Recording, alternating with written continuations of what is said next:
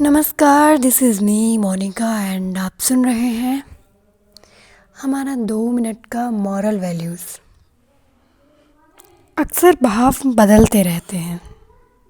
भाव चाहे बाजार के हों चाहे मन के, समय के साथ भाव बदलते रहते हैं।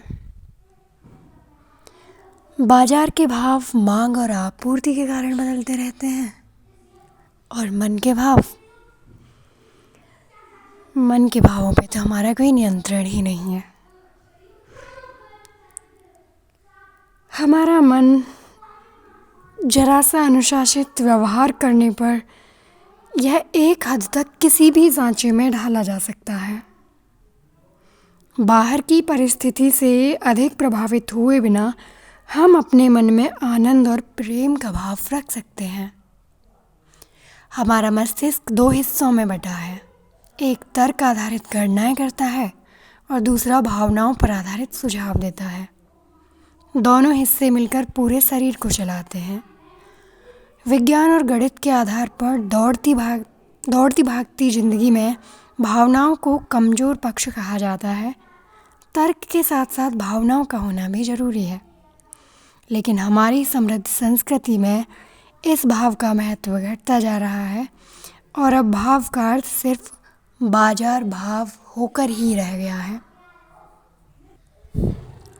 भाव और तर्क पक्ष का बिल्कुल सही मिश्रण बनाने के लिए हमें अपने मन में बिना शर्त के प्रेम भाव से अपना काम करने की रणनीति अपनानी चाहिए।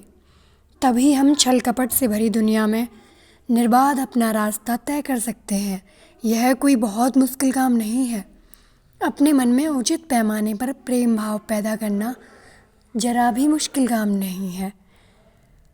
जैसे कोई माँ अपने बच्चे के प्रति और कोई सैनिक अपने देश के लिए प्रेम भाव से अपने आप ही भरा रहता है, ऐसे ही हमें भी अपना हृदय किसी भी वस्तु या विचार के प्रति प्रेम से भर लेना चाहिए, चाहे वह वस्तु काल्पनिक ही क्यों ना हो। यहाँ हमारा उसके प्रति लगाव का महत्व है। वह वस्तु अपने आप में क्या है, यह इतना महत्वपूर्ण नहीं है। यह हमारी अनूठी संस्कृति की ही विशेषता है कि हर किसी को स्वतंत्रता है कि वह अपनी किसी भी मनपसंद वस्तु को ईश्वर मान सके और उसकी पूजा कर सके। भाव का महत्व आपको समझ आया होगा, I hope. Insta, Facebook, WhatsApp और यूट्यूब, ट्विटर का बुद्धिमानी के साथ प्रयोग करें ताकि यह आपको परीक्षा पास करने में मदद करे, फेल होने में नहीं। Thank you, good luck.